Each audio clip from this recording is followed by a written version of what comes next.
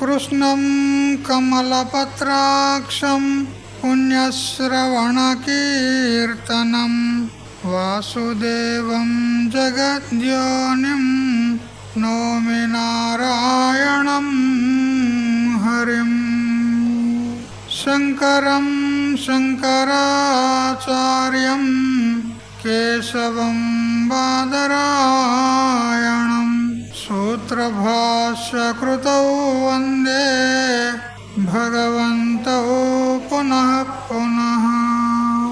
ఈశ్వరో గురురాత్మేతి మూర్తిభేద విభాగినే వ్యోమవద్వ్యాప్తదేహాయ దక్షిణామూర్తయే నమః. యుక్తాహార విహారాయ వివిక్తస్థలవాసినే మలయాళయతీంద్రాయ బ్రహ్మనిష్ఠాయ తే నమః. గీతా భాగవతాద్వైత తత్వామృతస్వరూపిణే గండిక్షేత్ర నివాసాయ రామకృష్ణాయ తే నమః. ఓం పూర్ణమదః పూర్ణమిదం పూర్ణాత్ పూర్ణముదచ్యతే పూర్ణస్య పూర్ణమాదాయ పూర్ణమేవావశిష్యతే. ఓం శాంతి శాంతి శాంతి. స్వాంత పరికల్పిత బ్రహ్మాండాంతర్వర్తి సకల చరాచర ప్రాణికోట్ల యొక్క అసత్ జడ దుఃఖ మోహాత్మకమైనటువంటి సకల ఉపాధుల కంటే విలక్షణమై సత్ చిత్ ఆనంద రూపం చేత స్వయం ప్రకాశమానమై వెలుగొందుచున్నటువంటి ప్రత్యేక అభిన్న పరమాత్మకు సాష్టాంగ ప్రణమిల్లుతూ ఆత్మీయులారా, శ్రీమద్ భగవద్గీత 16వ అధ్యాయము దైవాసుర సంపద్ విభాగ యోగం. ఇందులో దైవీ సంపత్తి మరియు ఆసురీ సంపత్తి రెండింటిని కూడా విభజన చేసి చూపెడుతూ భగవంతుడు ముముక్షువులందరికీ సాధకులందరికీ కూడా చక్కగా సావధానం చేసి దైవీ సంపత్తిని ప్రాప్తం చేసుకోవాలి, ఆసురీ సంపత్తిని త్యాగం చేయాలి. ఎందుకనంటే మన యొక్క అంతఃకరణము శుద్ధంగా నిర్మలంగా ఉన్నప్పుడే ఆ శుద్ధాంతఃకరణములో జ్ఞానం కలిగి మనం ముక్తిని పొందేందుకు అవకాశం ఉంది. ఈ దైవీ సంపత్తి ఉన్నప్పుడే మనకు అంతఃకరణం శుద్ధి పడుతుంది. అంతఃకరణం శుద్ధి పడేదే తడువు, జ్ఞానం కలగడానికి ఆలస్యం ఉండదు. ఏ విధంగా అరుణోదయం అయ్యేదే తడువు, సూర్యోదయానికి ఆలస్యం లేదు, వెనువెంటనే సూర్యోదయం అవుతూనే ఉంటుంది. అదేవిధంగా మన అంతఃకరణము నిర్మలంగా శుద్ధంగా ఎప్పుడైతే అవుతుందో అప్పుడు ఆ శుద్ధాంతఃకరణంలో ఈశ్వరుని యొక్క అనుగ్రహం చేత మనకు సాధన చతుష్టే సంపత్తి ప్రాప్తమయ్యి ఆ తర్వాత మనము సద్గురువులను సత్శాస్త్రాన్ని ఆశ్రయించినట్లయితే శ్రవణాదుల ద్వారా జ్ఞానం కలుగుతుంది. కాబట్టి అద్దము శుద్ధంగా చేసుకునేదే తడువు, మన ముఖము వెంటనే ప్రతిబింబిస్తుంది. అదేవిధంగా మన అంతఃకరణం శుద్ధంగా ఉండాలి. దానికోసమై ఈ అధ్యాయాన్ని ప్రత్యేకంగా కేటాయించాడు. వాస్తవంగా భగవద్గీత 15 అధ్యాయాల వరకే పూర్తి అయిపోయింది, ఇంకా ఏం చెప్పేది మిగలలేదు. కాకపోతే కొన్ని సాధనాలు మనకు అవసరం. సాధనాలు లేకుండా సాధ్యాన్ని మనం పొందలేము. కాబట్టి ఆ సాధనాలను మనకు ఇక్కడ ఈ 16వ అధ్యాయంలో మరి 17వ అధ్యాయంలో వివరిస్తాడు. ఆ తర్వాత 18వ అధ్యాయము అది పరిశిష్ట అధ్యాయం. సంపూర్ణ గీతా సారం అంతా సంక్షేపంగా మళ్ళొకసారి పర్యాలోచన చేస్తాడు. అందువల్ల వాస్తవంగా భగవద్గీత 15 అధ్యాయాల వరకే ముగిసింది. అందుకే చివరిలో అన్నాడు, ఇతి గుహ్య తమం శాస్త్రం ఇదముక్తం మయానఘ అన్నాడు. ఇదం శాస్త్రం అంటే ఈ గీతా శాస్త్రము ఇతి అనే శబ్దం చేత సమాప్తం చేశాడు. ఎప్పుడైతే ఇతి శబ్దం ప్రయోగం అవుతుందో చెప్పదలుచుకున్న విషయం సమాప్తమైనట్టుగా గుర్తన్నమాట. అథ శబ్దంతో ప్రారంభమవుతుంది, ఇతి శబ్దంతో సమాప్తమవుతుంది. కాబట్టి ఇతి గుహ్యతము, ఈ గుహ్యమైనటువంటి రహస్యమైనటువంటి గోప్యమైనటువంటి గీతాశాస్త్రాన్ని నీకు చెప్పాను అని అక్కడికి గీతాశాస్త్రాన్ని ఉపసంహారం చేశాడు భగవంతుడు. కానీ ఆ గుహ్యమైనటువంటి తత్వాన్ని తెలుసుకోవాలంటే జ్ఞానం కావాలి. జ్ఞానం కావాలంటే అంతఃకరణ శుద్ధి కావాలి. అంతఃకరణ శుద్ధి కావాలంటే ఈ సాధనాలు మనకు అవసరము అని అంటూ ఈ అధ్యాయాన్ని ప్రారంభించాడు భగవంతుడు. ఇందులో అభయం సత్త సంసిద్ధిర్ జ్ఞాన యోగ వ్యవస్థితి దానం దమశ్చ యజ్ఞశ్చ స్వాధ్యాయస్తపార్జవం అని అంటూ అభయత్వం అనేటువంటి శుభగుణంతో ప్రారంభం చేశాడు. ఎందుకంటే సాధకుడైనటువంటి వాడు నిర్భయ స్థితిలో ఉండాలి. ప్రాపంచికమైనటువంటి ఏ విషయం చేత కూడా అతడు భయపడకూడదు. స్వరూప స్థితిని పొందాలంటే నిర్భయ స్థితిని అవలంబించి అతడు సాధన చేయవలసి ఉంటుంది. ఎందుకంటే సాధన కాలంలో అనేకమైనటువంటి ప్రతిబంధకాలు, విపత్తులు మొదలైనటువంటి ఎదురవుతాయి. శ్రేయాంసి బహు విజ్ఞాని అని చెప్పిన ప్రకారంగా మనం శ్రేయో మార్గంలో వెళుతూ ఉంటే అనేకమైనటువంటి ప్రతిబంధకాలు వస్తూ ఉంటాయి. అవి వచ్చినా కూడా మనం వాటిని నిలదొక్కుని వాటిని ఎదిరించి మనము సాధనను ఆపకుండా కొనసాగించి మన సాధ్యాన్ని పొందేంత వరకు విశ్రాంతిని పొందకూడదు. నదిని అడగండి దగ్గరికి వెళ్ళి, ఏమే నది, నీకు విశ్రాంతి స్థానం ఎక్కడా? నువ్వు చాలా పరుగులు తీస్తున్నావు, ఎక్కడ వెళ్తున్నావు అని అడగండి. అది నీకు సమాధానం చెప్పేందుకు కూడా నాకు తీరిక లేదని అంటూ అది ప్రవహిస్తూనే ఉంటుంది. అంతే. ఎంతవరకు? తన గమ్యస్థానాన్ని చేరేంత వరకు. సముద్రాన్ని చేరిన తర్వాతనే ఆ నదికి విశ్రాంతి, అంతవరకు విశ్రాంతి లేదు. అదేవిధంగా సాధకుడు కూడా తన గమ్యమైనటువంటి తన స్వరూపాన్ని తెలుసుకునేంత వరకు, ఆ స్వరూప స్థితి బ్రాహ్మీ స్థితి కలిగేంత వరకు తను విశ్రాంతి తీసుకోరాదు. నిరంతరము నిర్భయ స్థితిని అవలంబించి సాధన చేస్తూ ఉండాలి. భగవంతుడు ప్రారంభంలోనే చెప్పాడు కదా, క్లైభ్యం మాస్మఘమ పార్త నైతత్వయుపపద్యతే క్షుద్రం హృదయ దౌర్బల్యం త్యక్తోత్తిష్ట పరంతప అన్నాడు. క్షుద్రం హృదయ దౌర్బల్యం అన్నాడు. క్షుద్రం అంటే అల్పమైనటువంటి నీచమైనటువంటి ఈ హృదయ దౌర్బల్యం నీకెందుకు వచ్చింది?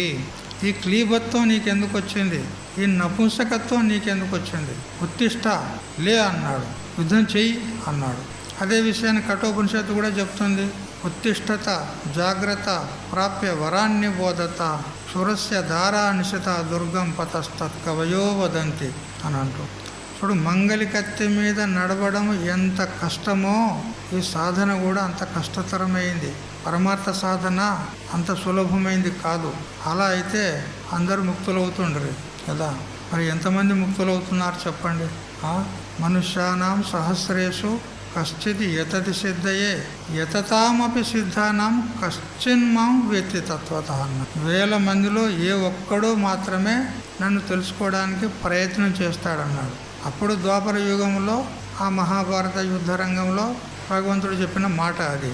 1000 మందిలో ఒక్కడు ప్రయత్నం చేస్తాడు అని. ఇప్పుడు ఈ కలియుగం నాటి మాట 1,000,000 మందిలో ఏ ఒక్కడు మాత్రమే ప్రయత్నం చేస్తాడు.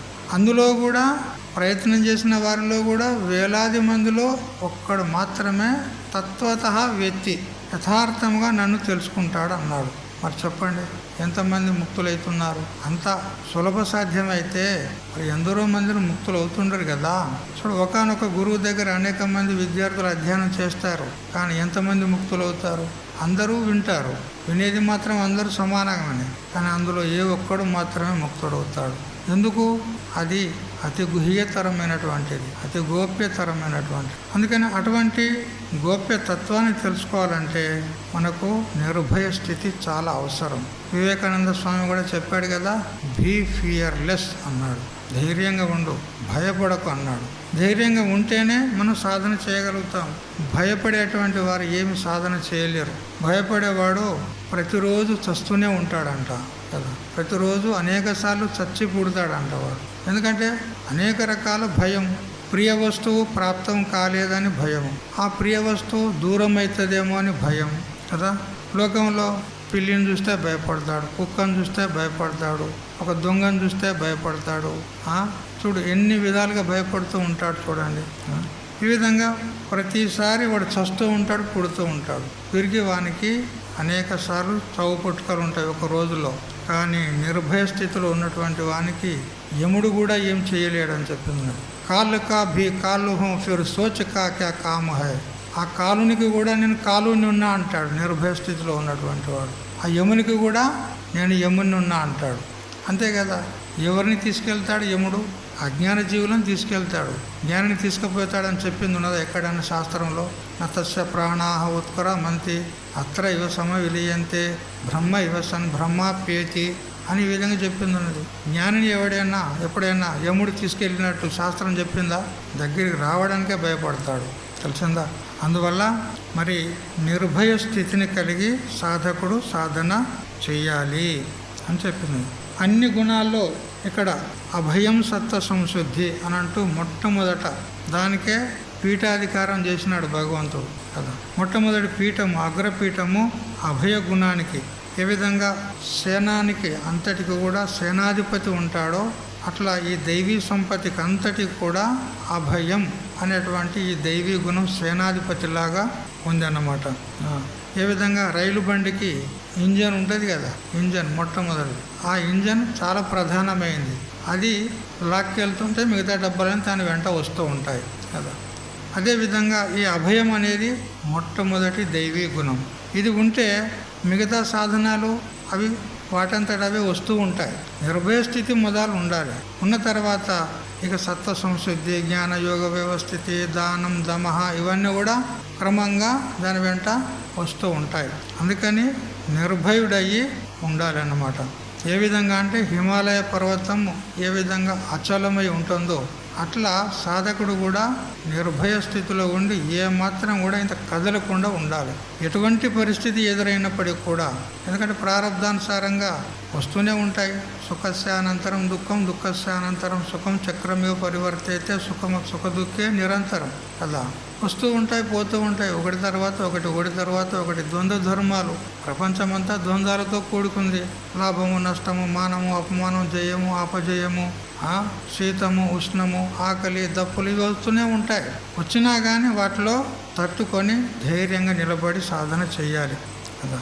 ఈ భయం లేని స్థితి ముఖ్యంగా ఏది ఆ స్థితి? నిర్భయ స్థితి అనంటే కేవలము ఆత్మజ్ఞానం ఒక్కటే. చూడండి, ఆత్మజ్ఞానానికి కలిగిన తర్వాత అతడు దేనికి భయపడు, మృత్యువుకు కూడా భయపడు. అందుకే జనక మహారాజుకు చెప్పినాడు, అభయం వై ప్రాప్తోసి జనక అన్నాడు. ఏ జనక, నువ్వు అభయస్థితిని పొందినావు అన్నాడు. అంటే మోక్ష స్థితి, ఆ జ్ఞానస్థితి, ఆ బ్రాహ్మ్య స్థితి ఏదైతే ఉందో అదే నిజమైనటువంటి అభయస్థితి. ఆ స్థితిని చేరుకున్నటువంటి వాడు ఎవరికి కూడా జంకడనమాట. ఒకసారి వివేకానంద స్వాముల వారు రైల్లో ప్రయాణం చేస్తూ ఉన్నాడు.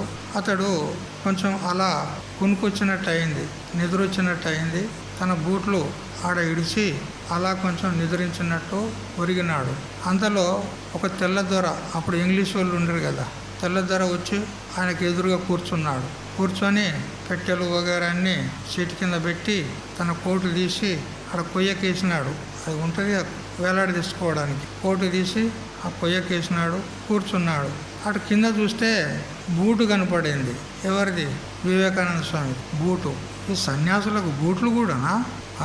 ఈ బిచ్చగాళ్ళకు. ఎందుకంటే ఈయన సన్యాసి వేషంలో ఉన్నాడు కదా వివేకానంద స్వామి. ఈ బిచ్చగాళ్ళకు బూట్లు కూడానా అని వాడు కోపంతో బూటుని తీసి ఆ కిటికీ నుంచి అవతలేసాం. ట్రైన్ బయట వేసాం. ట్రైన్ వెళ్ళిపోతూనే ఉన్నది. వేసి వాడు కాస్త అలా ఒరిగినాడు. వాడు కునుకు తీస్తున్నాడు. అంతలో ఈయన లేచాడు. ఈయన లేచే వరకు బూట్ లేదు. తెలుసుకొని ఆ కొయ్య కోసిన కోటుని తీసి ఈయన తీసి అవతలేసాడు. ఈ కోటుని తీసి అవతలేసాడు. కాసేపు అయిన తర్వాత ఆ తెల్ల దొర లేచాడు. లేచి, ఏ సాధు, నా కోటు ఏది అంటే నీ కోటు నా బూటుని తీసుకురాని పోయింది అన్నాడంట. నీ కోటు నా బూటుని తీసుకురాని పోయింది అన్నాడంట. ఎందుకంటే వాడు బూట్లను పడేసిండు కదా. అంటే గుణపాఠం అన్నమాట. వానికి గుణపాఠం చెప్పినాడు అక్కడ. అంటే అప్పుడు తెల్లదొరది చాలా అధికారం చాలా ఇస్తుండ్రు కదా. అప్పుడు ఏం భయపడలే అతడు. వాడు ఎవడన్నా ఉండని. సాధువు ఉన్నాడు కదా, సాధువు ఎవరికి భయపడాడు. అది అదేవిధంగా ఒకసారి మా స్వగురువు ఒక ఆయన గృహస్థుడే ఉండే సోలాపూర్లో. ఆయనే ఇట్లే రైల్లో ప్రయాణం చేస్తుంటే ఈయన గృహస్థుడు ఉన్నాడు, ఇంకొక ఆయన సాధువు. ఆయన ఎటువంటి వాడంటే ఇంత దొడ్డు మాలలు ఉన్నాయి, పేరిండా ఇట్లా ఉన్నాయి, ఇంత బరువు ఉన్నాయి. మాలలు వేసుకున్నాడు, ఇంత పెద్ద బొట్టు పెట్టుకున్నాడు, చేతిలో త్రిశూలం పట్టుకున్నాడు. వెంట అనేక మంది శిష్యులు వచ్చినారు. అతడు కూడా రైల్లో ఎక్కినాడు. ఇద్దరు ఎదురెదురుగా కూర్చున్నారు. మా గురుదేవుడు అతడు. అయితే వాళ్ళ శిష్యులతోనే వాళ్ళు ముచ్చటించుకుంటూ ఉన్నారు జ్ఞానం గురించి. జ్ఞానం చేత మోక్షం కలగది అని చెప్తున్నాడు ఆ శిష్యులకు ఆ గురువు. జ్ఞానం చేత మోక్షంలో జ్ఞానం ఏదంతా నెత్తి నొప్పి, అసలు జ్ఞానం చేత మోక్షం కలగనే కలదు. భజన చేసుకోవాలి మంచిగా, భజన చేసుకుంటే ముక్తులు అవుతారు అని చెప్తూ ఉంటే మా గురువు గారు జ్ఞానం చేత మోక్షం కలగదు అని అన్నావు కదా, ఏ జ్ఞానం చేత మోక్షం కలగదు అన్నాడు.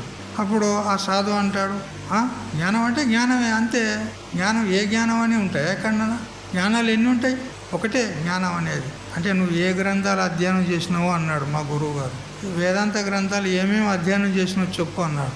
వేదాంతం గిదంతా నాకేం తెలియదు. మరి తెలియకపోతే జ్ఞానంతో మోక్షం కలగదని ఎట్లా అంటున్నావు నువ్వు? జ్ఞానము రెండు ప్రకారాలుగా ఉంటుంది. ఒకటి పరోక్ష జ్ఞానము, ఒకటి అపరోక్ష జ్ఞానం. ఆ అపరోక్ష జ్ఞానంలో కూడా ఒకటి అదృఢ అపరోక్ష బ్రహ్మజ్ఞానం ఉంటుంది, ఒకటి దృఢ అపరోక్ష బ్రహ్మజ్ఞానం ఉంటుంది. నువ్వన్నట్టు పరోక్ష జ్ఞానం చేత కానీ అదృఢ అపరోక్ష బ్రహ్మజ్ఞానం చేత కానీ మోక్షం కలగదు. కానీ దృఢ అపరోక్ష బ్రహ్మజ్ఞానం చేత మోక్షం కలుగుతుంది. జ్ఞానాదేవత కైవల్యం అని అంటూ శృతులు చెప్తున్నాయి. అందువల్ల జ్ఞానం చేత మోక్షం కలగదని నువ్వు ఎలా చెప్తున్నావు నీ శిష్యులకు? నీకు తెలియకుండా తెలియకపోయా వాళ్ళని కూడా భ్రష్టులను చేస్తున్నావు కదా నువ్వు అని అన్నాడు కదా. జ్ఞానం చేత మోక్షం కలగదంటే ఇక వాళ్ళు ఏం చేస్తారు? మా గురువే చెప్పాడు, ఇక జ్ఞానం అన్ని పక్కకు పెట్టుండ్రి, భజన చేసుకుంటూ ఉందామని అంటారు వాళ్ళు. అందుకని నువ్వు చెడిపోయింది పోగా ఇతరులను భ్రష్టులను చేస్తున్నావు కదా అన్నాడు. అనేసరికి వానికి ఆ త్రాచుపాముకు తోక దొక్కితే ఎట్లా బుస్సుమంటే చూడు, అట్లా కోపం వచ్చింది. కోపం వచ్చి మాట మీద మాట పెరిగిపోయి ఆ సాధువు కోపానికి వచ్చి పొడిచిపడేస్తే చూడు అని ఆ త్రిశూలం లేబట్టాడు. చంపు, ఎవరిని చంపుతావు చంపు, నన్ను చంపేది ఎవడెవరో నువ్వు నన్ను చంపేది అని ఇట్లా ఛాతి చూపెట్టాడు. అంత ధైర్యం ఎందుకు వచ్చింది అతనికి అంటే జ్ఞానం తెలిసిందా. జ్ఞానం దృఢ జ్ఞాని కాబట్టి గృహస్థుడే అయినా కానీ పక్కా జ్ఞాని అన్నమాట. మాకందరికి కూడా మార్గంలో పెట్టినటువంటి వాడు అన్నమాట అతడు. సో అంత దృఢ ధైర్యం ఉన్నది అని అంటే, నిర్భయ స్థితి కలిగింది అని అంటే దేని యొక్క మహిమ అది తెలిసిందా? జ్ఞానం. అందుకని జ్ఞానం కలిగితే నిర్భయ స్థితి కలుగుతుంది. ఎవరికి కూడా భయపడాడు, తాను ఇతరులకు భయపెట్టడు, తాను ఎవరి చేత భయపడాడు. అది అందుకని ఆ అభయం అనంటే వాస్తవంగా ముముక్షమైనటువంటి వానికి నిర్భయ స్థితి అనంటే కేవలం జ్ఞానం ఒక్కటే. ఆ జ్ఞానాన్ని మనం సంపాదించుకున్నట్లయితే ఆ నిర్భయ స్థితి కలుగుతుంది అని మనకు బృహదారణ్యక శృతి చెప్తుంది. అభయం వై ప్రాప్తోసి జనక అని అంటూ. అభయం అనే పదానికి అసలైనటువంటి అర్థము ఇదన్నమాట. ఇక వ్యావహారికమైనటువంటి అర్థము సాధకునికి కష్టాలు, దుఃఖాలు, ప్రతిబంధకాలు వచ్చినప్పుడు ధైర్యంగా ఉండాలి, నిర్భయంగా ఉండాలి అని సాధకునికి చెప్పింది ఉన్నది. వాస్తవంగా అభయ అనేటువంటి శబ్దానికి ఆత్మజ్ఞానం ఒక్కటే నిర్భయ స్థితి అని తెలుసుకోవాలి. ఈ విధంగా అభయం గురించి చెప్తూ రైల్లో ప్రయాణం చేస్తున్నప్పుడు ఎవరు వివేకానంద స్వామి అట్లే ఇంగ్లీష్ వాళ్ళు ప్రయాణం చేస్తున్నటువంటి ఆ పెట్టెలో కూర్చున్నాడు. వారు మాట్లాడుకుంటూ ఉన్నారు. ఇంగ్లీష్ వాళ్ళు కాబట్టి ఇంగ్లీష్లో మాట్లాడుకుంటున్నాడు. ఈ బిచ్చగానికి ఇంగ్లీష్ ఏం వస్తుంది, మనం ఏం మాట్లాడుకున్నా వానికి ఏం తెలుస్తుంది అని చెప్పి ఈ సాధువుల గురించి ముఖ్యంగా ఇతన్ని గురించి నిందించినట్టుగా ఇంగ్లీష్లో మాట్లాడుకుంటున్నారు. అప్పుడు ఒక స్టేషన్ రాగానే ఆ వివేకానంద స్వామి స్టేషన్ మాస్టర్కు పిలిచి please bring me some water అన్నాడు. నాకు కొంచెం నీళ్ళు తీసుకురండి అని అన్నాడు. అనేసరికి వాళ్ళకు ఒక్కసారి ఒళ్ళు జడిసినట్టు అయింది. అబ్బో, ఇతనికి ఇంగ్లీష్ కూడా వస్తుందా అంటే మనం ఇదివరకు ఇతన్ని తిట్టినాయని అతనికి తెలిసినాయి అన్నమాట. ఇంగ్లీషులో తిట్టినారు కదా ఇతన్ని బాగా. అంటే మనం మాట్లాడుకునేవి అతనికి తెలిసినాయి అన్నమాట. ఇతనికి ఇంగ్లీష్ కూడా వస్తుంది. అప్పుడు ఆ వివేకానంద స్వామి దగ్గరికి వచ్చి, ఏదో మేము మాట మీద మాట వాళ్ళ వీళ్ళ గురించి మాట్లాడుకున్నాం, నీ గురించి మాట్లాడలేదు, ఏమనుకోకు అన్నాడంట. అంటే వివేకానంద స్వామి అన్నాడు, నేను మూర్ఖులను ఇప్పుడే చూస్తలేను, ఎప్పటి నుంచో చూస్తున్నా మీలాంటి మూర్ఖులు అన్నాడంట. వాళ్ళు తెల్లదొరలు, వాళ్ళు అంత అధికారంలో ఉన్నటువంటి వాళ్ళు, అయినా కానీ ఏం భయపడలేదు. అది నిర్భయ స్థితి అంటే అట్లా ఉంటుంది. ఎందుకంటే ఎవరైతే నిర్భయ స్థితిలో ఉంటారో అటువంటి వానికి ఈ జగత్తంతా కూడా తృణం వలె తోస్తుంది, గడ్డిపూస వలె తోస్తుంది. నిస్పృహస్య తృణం జగత్ అని చెప్పిన ప్రకారంగా ఈ జగత్ అంతా గడ్డిపూసలాగా తోస్తుంది అనమాట. దీనిది లెక్కనే ఉండదు. అందుకని అటువంటి దాని గురించి భయపడేది ఏమున్నది. పైగా నేను చైతన్య పురుషుణ్ణి, అది జడమైన వస్తువు. ఏది? ప్రపంచం. ఈ జడమైనటువంటి పదార్థము నన్ను ఎలా భయపెడుతుంది? ఒక వస్తువు ఉంది ఎదురుగా, ఒక రాయి ఉన్నది, నేను భయపెడుతుందా? అది జడమైన వస్తువు ఉంది. అట్లా ఈ ప్రపంచం అంతా జడమే ఉన్నది. అది జడమైన వస్తువు నాకేం చేస్తుంది అని నిర్భయ స్థితిలో ఉంటాడనమాట. అందుకని అతని యొక్క వాణి కూడా నిర్భయ వాణి ఉంటుంది, అతని చేష్ట కూడా నిర్భయంగా ఉంటుంది. మరియు అతడు పట్టుబడితే తప్పకుండా సాధన చేసి ఆ సాధ్యాన్ని పొందే తీరుతాడు. ఎందుకంటే అభయ స్థితి ఉన్నది కాబట్టి, నిర్భయ స్థితి ఉంది కాబట్టి. పైగా పరమాత్మ తప్ప నాకు రెండో వస్తువు ఆశ్రయం లేదు. మరి సకల బ్రహ్మాండాలకే తండ్రి అయినటువంటి పరమాత్మ నా అండ ఉండగా ఇంకా నేను ఎవరికి భయపడాలి? భయపడేది అంటే పరమాత్మకు భయపడాలి అంతే.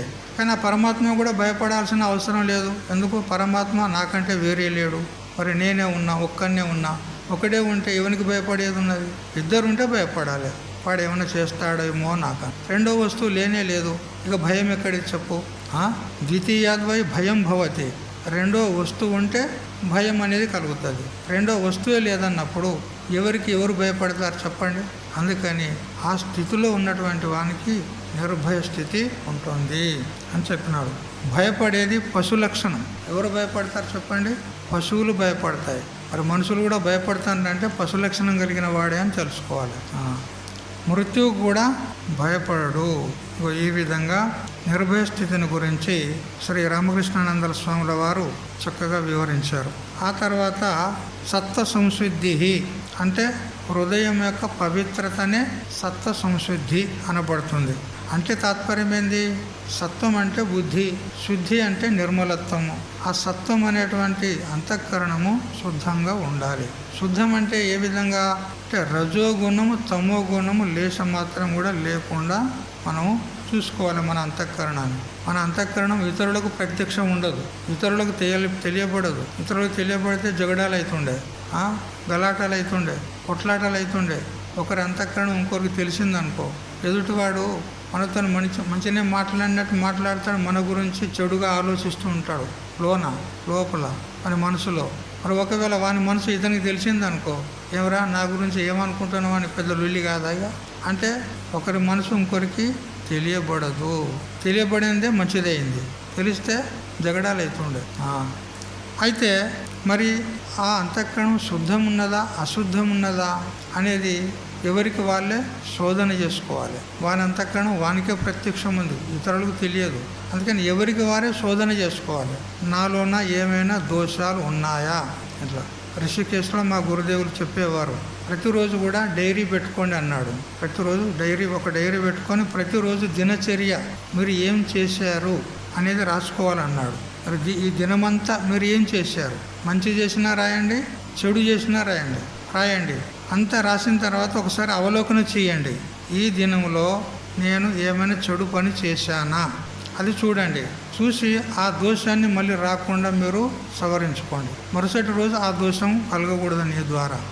ఇట్లా ప్రతిరోజు కూడా మీరు రాసుకొని మీ దినచర్యను చూసుకొని అందులో ఏవేవి దోషాలు తొరలుతున్నాయి మన అంతఃకరణం మనకు తెలుస్తుంది, మనం చేసిన చేష్టలు మనకు తెలుస్తాయి. కాబట్టి అవన్నీ కూడా రాసుకొని అందులో దోషాలు ఏమన్నా ఉంటే అవి మళ్ళీ మరుసటి రోజు నుంచి రాకుండా చూసుకోండి.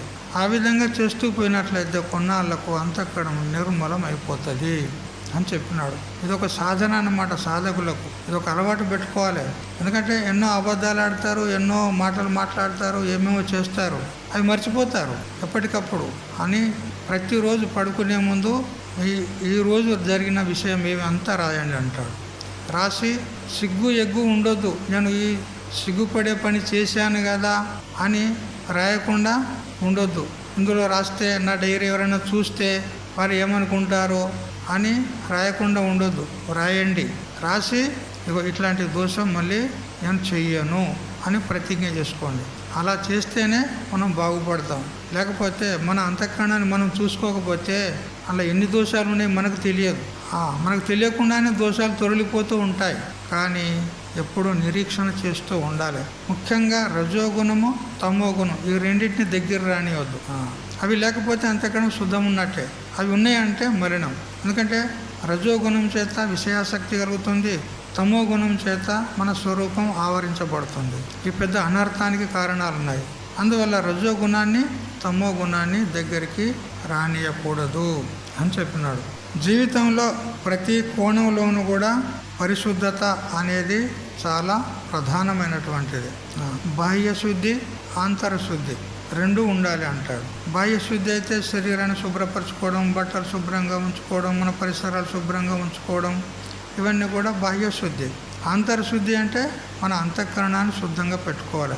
అంటే అందులో రాగము, ద్వేషము, కామము, క్రోధము, లోభము, మోహము, ఈర్ష్య, అసూయ, మదము, మాత్సర్యం ఇట్లాంటివి ఏవైతే ఆసురీ సంపత్తి ఉన్నదో అవి మనలో ఉన్నాయా లేదా చూసుకోవాలి. కోపం అధికంగా ఉందనుకో, దాన్ని తొలగదీసుకోవడానికి ప్రయత్నం చేయాలి. తొలగదీసుకోవాలంటే దానికి విపరీతమైనటువంటి గుణాన్ని మనము సంపాదించుకోవాలి. కోపం ఉందనుకో, శాంతాన్ని మనం తెచ్చుకోవాలి. అప్పుడు కోపం నివృత్తమవుతుంది. ఈ విధంగా మనము అంతఃకరణాన్ని శుద్ధిగా ఉంచుకోవడానికి ప్రయత్నం చేయాలి. అలాంటప్పుడే మనకు వ్యవసాయాత్మిక బుద్ధి అంటే నిశ్చయాత్మిక బుద్ధి కలుగుతుంది.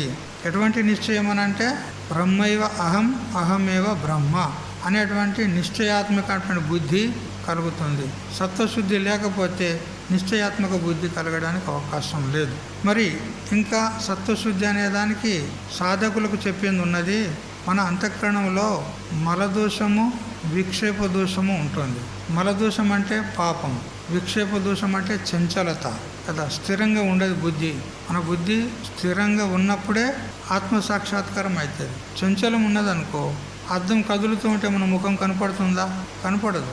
అద్దం స్థిరంగా ఉన్నప్పుడే ముఖం స్పష్టంగా కనపడుతుంది. అట్లా అంతఃకరణం స్థిరంగా ఉన్నప్పుడే మన స్వరూప సాక్షాత్కారము చక్కగా కలుగుతుంది. లేకపోతే కలగడానికి అవకాశం లేదు. అందుకని మలదోషము, విక్షేప దోషం ఈ రెండు అంతఃకరణంలో ఉంటాయి కాబట్టి అవి లేకుండా చేసుకుంటే అప్పుడు శుద్ధి పడుతుంది. ఇంకా కేవలం అజ్ఞానం అనేటువంటి దోషం అంటే జ్ఞానం చేత పోతుంది. మరి మలదోషం ఏ విధంగా నివృత్తి అవుతుంది అంటే నిష్కామ కర్మాచరణ చేయాలి.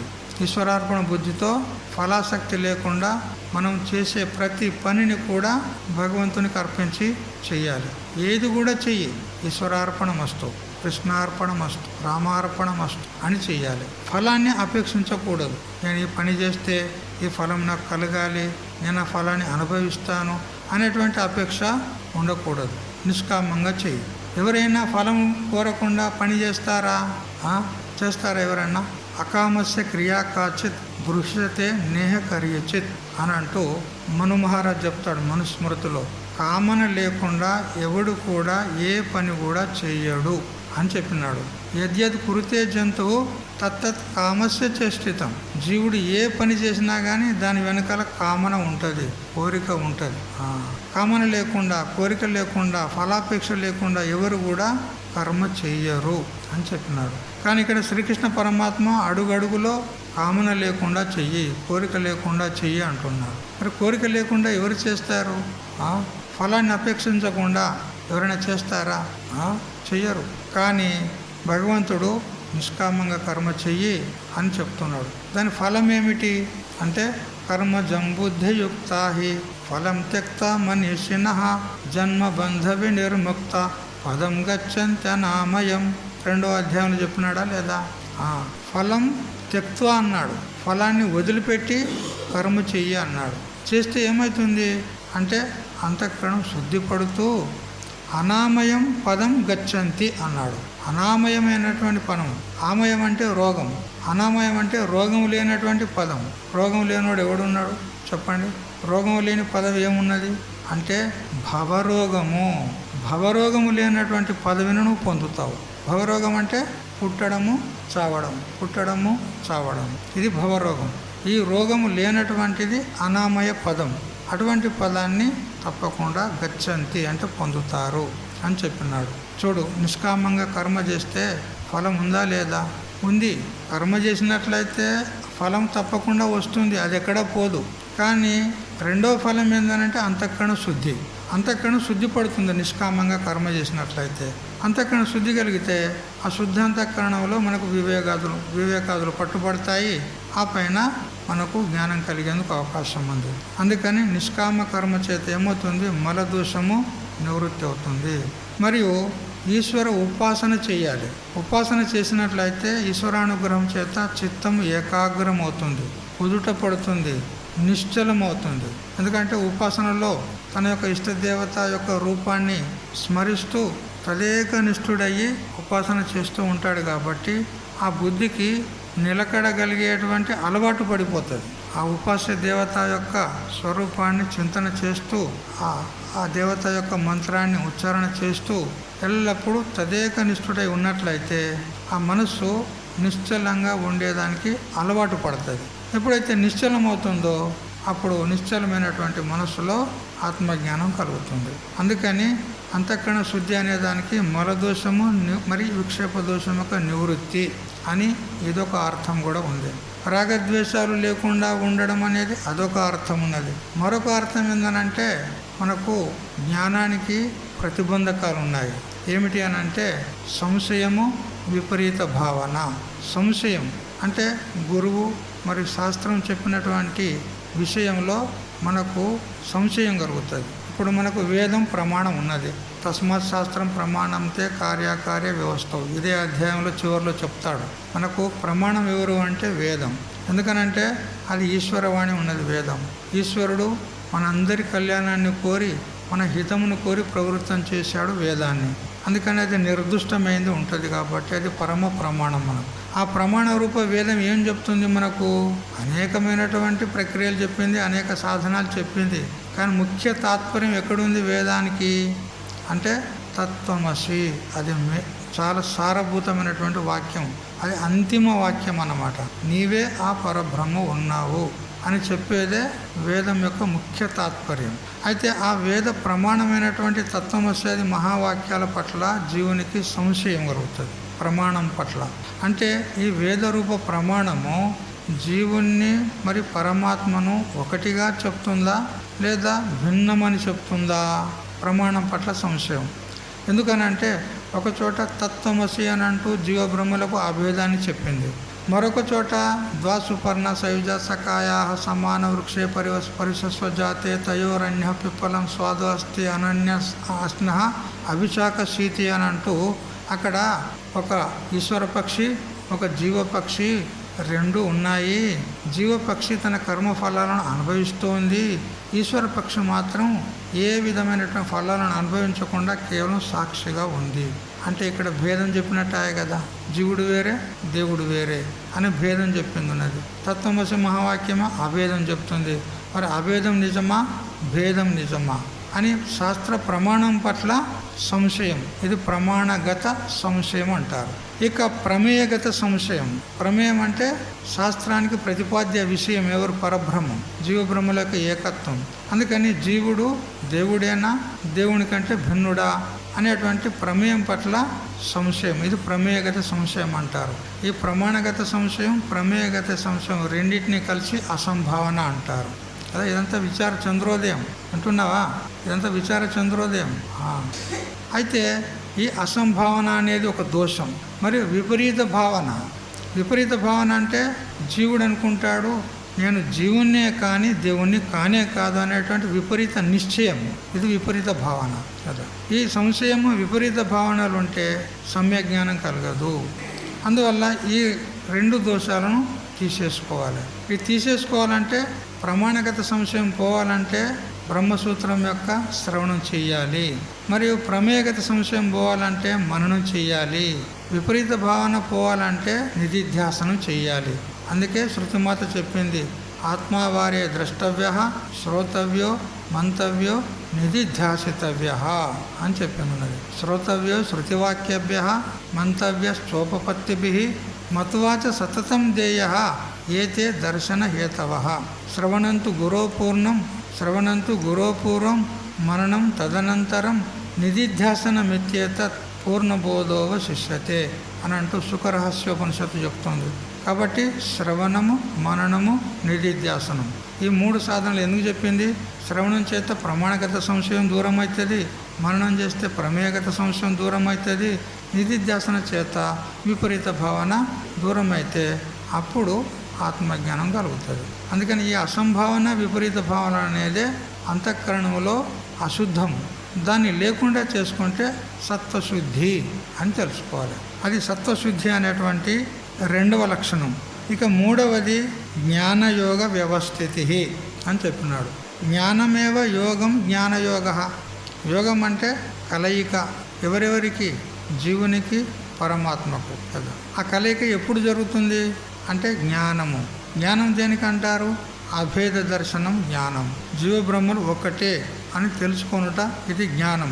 ఆ జ్ఞానం కలిగినప్పుడు జీవుడు బ్రహ్మమైపోతాడు. ఇది జ్ఞానయోగము అనబడుతుంది కదా.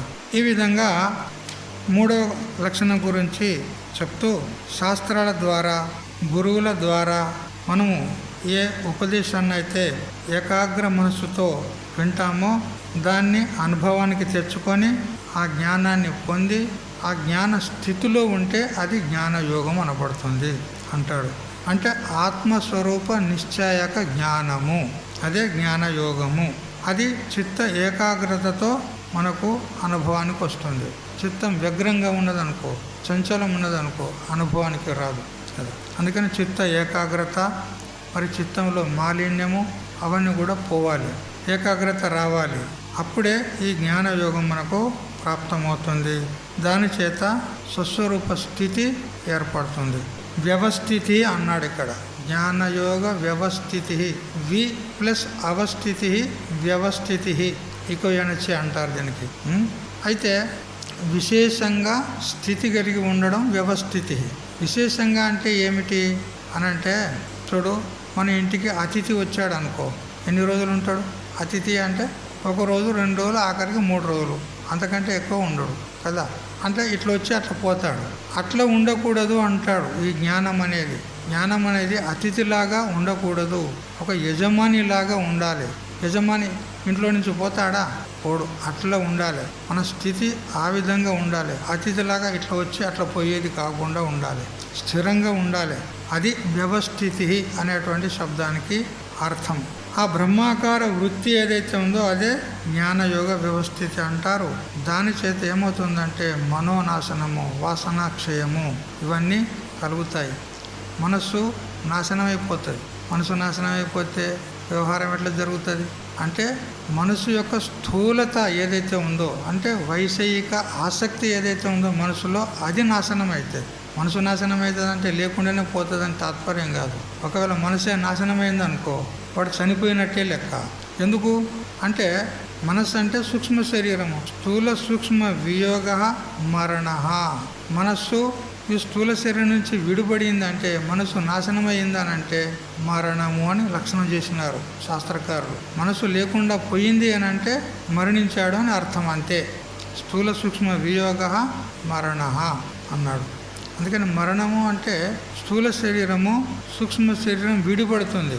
సూక్ష్మ శరీరంతో జీవుడు ఈ శరీరాన్ని, స్థూల శరీరాన్ని వదిలిపెట్టి వేరే శరీరాంతరంలో అతడు ప్రవేశిస్తాడు కదా. అందువల్ల ఇక్కడ మనోనాశనం అంటే మనస్సు పూర్తిగా స్వరూపం చేత నాశనం అవుతుందని తాత్పర్యం కాదు. దాని యొక్క ఏదైతే వైషయిక ఆసక్తి, విషయ వాసనలు ఉంటాయో అవి నష్టమైపోతాయి. ఆ స్థూలమైనటువంటి మనస్సు నష్టమైపోతుంది. సూక్ష్మ విశుద్ధాంతఃకరణము మిగిలి ఉంటుంది. ఈ విధంగా మనోనాశనము, వాసన క్షయము చేస్తూ ప్రయత్నపూర్వకంగా ఆ బ్రహ్మాకార వృత్తిని, ఆ ఆ జ్ఞానయోగ వ్యవస్థితిని మనం సంపాదించుకోవాలి అని ఈ విధంగా అధికారి భేదం చేత రామకృష్ణానంద స్వాముల వారు చక్కగా చెప్పాడు. ఇక 4వది అనేటువంటిది దానం. దానం దమశ్చ యజ్ఞశ్చ అన్నాడు కదా, దానం కదా. ఈ కలియుగంలో జీవుడు పుణ్యం చేసుకోవడానికి దానమే శ్రేష్టమైనటువంటిది, ఏకైక సాధనం కదా. నువ్వు జపం చేసుకో, తపం చేసుకో అని అంటే నాకెక్కడ తీరుతుంది అంటాడు ఈ జీవుడు. నాకెక్కడ తీరుతుంది, నాకు టైం లేదు అంటాడు. కానీ దానం చేసుకోవడానికి టైం కావాలన్నా, దానం చేసుకోవడానికి టైం కావాలన్నా, ఏదో తనకు ఉన్నది ఏదో ఇతరులకు ఇంత సాధువులకు, సత్పురుషులకు, బ్రహ్మచారులకు ఏదో ఇంత దానం చేస్తే అయిపోతుంది. దానికి సమయం వెచ్చించాల్సిన అవసరం లేదు. అందువల్ల ఈ కలియుగంలో సమయం అభాయం ఉన్నందువలన ఈ యజ్ఞాలు, తపస్సులు ఇవన్నీ కూడా చేయలేరు. కాబట్టి దానం చాలా శ్రేష్టమైనటువంటి, ఉత్తమమైనటువంటి సాధనం. అందుకని దానం చేసుకోవాలి అంటాడు. దానమేకం కలయుగే అని చెప్పింది ఉన్నది. దానం చేస్తే దరిద్రులమైపోతామని కొందరు అనుకుంటారు. దానం చేస్తే ఏమవుతారు? దరిద్రులమైపోతామని అనుకుంటారు కదా. చేయకపోతే ధనవంతులమై అనుకుంటారు. దానం చేయకపోతే ధనవంతులం. అందుకే కదా కొంతమంది ధనవంతులై ఉండి కూడా, కోటీశ్వరులై ఉండి కూడా ఒక్క పైసా కూడా దానం చేయడు. మన విలాసాలకు వేలకు వేలు, లక్షలు లక్షలు ఖర్చు పెడతాడు. కానీ ఒక బిచ్చగాడు వచ్చి అయ్యా ఒక 10 రూపాయలు ఇవ్వనంటే ఓ అని అంటాడు. 10 రూపాయలు దానం చేయడు. వాని విలాసాల కోసము లక్షలు లక్షలు ఖర్చు పెడతాడు, వ్యర్థంగా ఖర్చు పెడతాడు. కానీ పుణ్యం చేసుకోవడానికి 10 పైసలు దానం చేయడు. చూడు, ఆ పుణ్యమే వానికి పనికి వస్తుంది ముందు. ఇవంతా ఏం పనికిరాదు. ఈ కోట్లు, ఈ లక్షలు ఏం పనికిరావు. ఆ దానం చేసుకున్నదే పనికి వస్తుంది వానికి. ఇచ్చిందే పనికి వస్తుంది. అది తెలియదు వానికి. చూసారా? అందుకే అంటారు అదాన దోషేన భవే దరిద్రో దారిద్ర్య దోషేన కరోతి పాపం పాపాదవశ్యం నరకం ప్రయాతి పునర్దరిద్ర పునరేవ పాపి. ఎవడైతే దానం చేసుకోడో ఆ దానం చేసుకోనందువల్లనే దరిద్రుడై పుడతాడు. ఆ దారిద్ర్య దోషం చేత పాపం చేస్తాడు. ఆ పాపం చేసి మళ్ళీ దరిద్రుడవుతాడు, మళ్ళీ పాపం చేస్తాడు. అయిపోయి వాడు నరకంలోనే కొట్లాడుతూ ఉంటాడు. అంతే. చూసారా? అందుకని దానం చేసుకోవాలి అని చెప్పినాడు. కొందరు దానం చేస్తారు. ఎటువంటి అంటే చెల్లని రూపాయి, పనికిరాని వస్తువులు దానం చేస్తారు. మలయాళ స్వామి జీవితంలో జరిగిన ఘటన ఒకటి. అక్కడ రాయలసీమలో అగరం అని ఒక పట్టణం ఉంది. అగరం, అక్కడ ఒక ఆశ్రమం ఉంది, మంచిగా ప్రసిద్ధ ఆశ్రమం ఉంది. ఇప్పుడు ఆ ఆశ్రమంలో ఎవరు లేకుండా పోయారు, మామూలుగా నడిపిస్తున్నారు కమిటీ వాళ్ళు. అయితే ఆ స్థలంలో ఒకసారి ఈ వేదాంత జ్ఞాన సభ పెట్టినాడు మలయాళ స్వామి. పెడితే ఆ స్వామిని దర్శనం చేసుకోవడానికి ఒక అమ్మగారు వెళ్తూ వెళ్తూ కొన్ని పండ్లు కొనుక్కున్నది. పండ్లు కొనుక్కొని పోతూ ఉంటే మరొక అమ్మగారు చూసింది. ఏ అమ్మ, ఇంకా పండ్లు ఎందుకు తీసుకున్నావు? అన్నీ మురిగిపోయినాయి, ఖరాబ్ అయినాయి, గవెందుకు తీసుకున్నావు అని అంటే, నాకు కాదులేండి అమ్మా, స్వామికి ఇవ్వాలి, ఇవి నాకు తినడానికి కాదమ్మా, స్వామికి ఇవ్వాలి అని తీసుకున్నా అన్న. చూడు, దానం అలాగే ఇట్లా చేస్తారు. దానం అంటే మురిగిపోయినాయి, ఖరాబ్ అయినాయి, చెడిపోయిన రూపాయలు, చల్లని రూపాయలు దానం చేసేది. ఇదో దానమా చెప్పండి? ఉల్టా పాపం కట్టుకుంటున్నారు వాళ్ళు. కాబట్టి దానం అనేది చాలా ప్రధానమైనది ఉన్నది. దాంతో అంతఃకరణ శుద్ధి కలుగుతుంది మనకు అని ఇంకా ఈ విషయంలో చాలా చెప్తాడు. తర్వాత తెలుసుకుందాం. హరి ఓం తత్సత్. ఓం సహనావతు సహనౌ భునక్తు సహ వీర్యం కరవావహై తేజస్వినావధీతమస్తు మా విద్విషావహై. ఓం శాంతి శాంతి శాంతి.